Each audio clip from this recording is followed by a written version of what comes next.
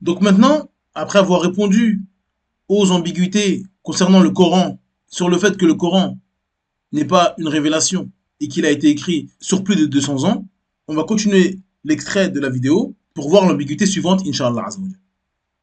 Au-delà de toutes ces évolutions dans le temps, le Coran reste bourré d'erreurs matérielles. Il y a des erreurs sur les personnes, il y a une quantité d'erreurs scientifiques, des erreurs historiques, des erreurs mathématiques. Le professeur Sami Awad Al-Bid Abu Salih a fait un blog et un gros livre de 500 pages où il recense plus de 2500 erreurs linguistiques et grammaticales dans le texte lui-même, classées en 11 catégories différentes. Mots ambigus, erreurs d'orthographe, erreurs de copiste, mots erronés, erreurs grammaticales, contradictions, lacunes, etc. Donc, dans cet extrait, il nous fait un classique, bien sûr, ça c'est le classique.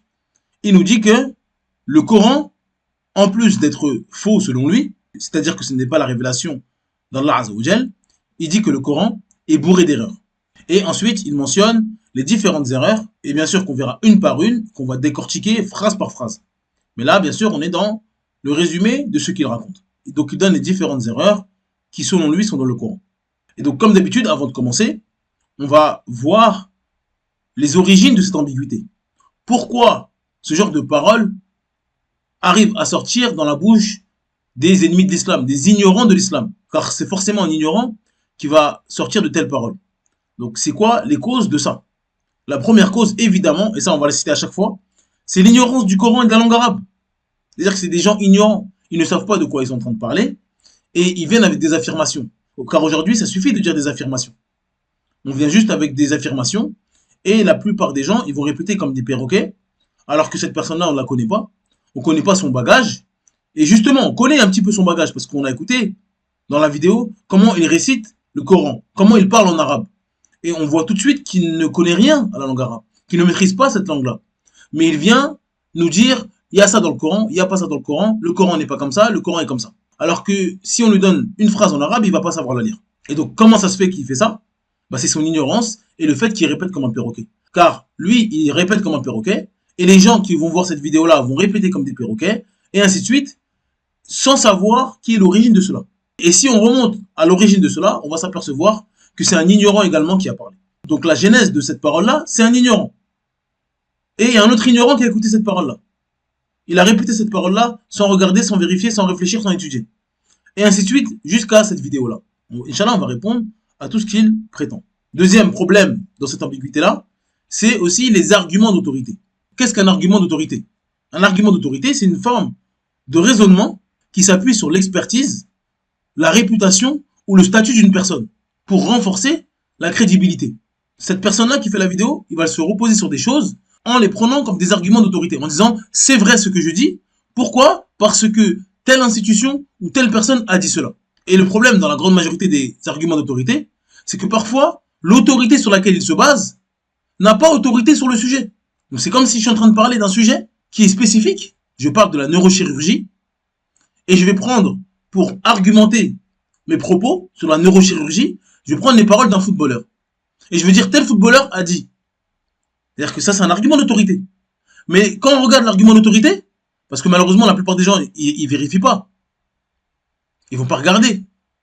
Donc quand tu leur dis un nom de footballeur, ils connaissent pas ce nom de footballeur. Et donc quand tu leur as dit un nom, ils vont dire ah bah c'est forcément quelqu'un qui connaît le sujet. Et après, vous allez dire des paroles sur la neurochirurgie. Et donc il n'y a aucun doute qu'un footballeur, c'est pas son métier. Comme un footballeur qui parle de religion. Comme un acteur qui parle de religion. Et vous allez voir des gens qui vont prendre ça comme argument d'autorité. Tel acteur a dit qu'en islam, il faut faire ça. Tel influenceur a dit que c'était haram. Tel influenceur a dit que le riba, c'était autorisé. Et là, on se retrouve avec des catastrophes. On prend des arguments d'autorité, et ces arguments d'autorité ne sont même pas des autorités dans leur domaine. Et c'est exactement ce qu'il fait. Donc ça, c'est un problème. C'est-à-dire qu'il va lire des choses, par exemple, d'apostats. Donc déjà, des apostats, des fois, c'est même pas des musulmans. C'est-à-dire qu'ils sont nés, peut-être, dans une famille musulmane, mais ils n'ont jamais senti l'odeur de l'islam. Tu leur poses 3 questions sur l'islam, des questions fondamentales, ils ne peuvent pas répondre. Tu lui dis récite-moi la Fatiha, il ne peut pas répondre. Tu lui dis il y a combien de raka'a pour la prière du Dhuhr, il ne peut pas répondre. Mais il te dit je suis un apostat, j'étais musulman, ma famille était musulmane. Et il va faire des livres ou alors il va faire des vidéos, et il va dire des inepties, des imbécilités, et ces non-musulmans qui détestent l'islam, qui n'aiment pas l'islam, ils vont regarder ces vidéos-là, et ils vont prendre ça pour argent comptant. Et ils vont dire, regardez un tel qui était musulman, voici ce qu'il dit. Donc ça, c'est des arguments d'autorité. Et dans 99% des cas, ça n'a aucune valeur. Et la troisième cause de cette ambiguïté, c'est bien sûr la malhonnêteté intellectuelle. La plupart du temps, quand ils vont ramener ces choses-là, ils vont prendre des versets du Coran, ils vont dire il y a des erreurs dans le Coran est bourré d'erreurs, ils vont être malhonnêtes. Soit ils vont pas citer le contexte, et quand on lit le contexte, on comprend tout de suite que ce qu'il dit, c'est n'importe quoi, et donc c'est ce qu'on va faire. Il y aura juste à mentionner le contexte, et on comprend tout de suite qu'il dit n'importe quoi. Ou soit, il ne mentionne pas le verset qui suit, ou le verset précédent. Et là, on comprend. Et là, on comprend. Donc ça, c'est les causes principales qui amènent les gens à sortir ce genre d'ambiguïté.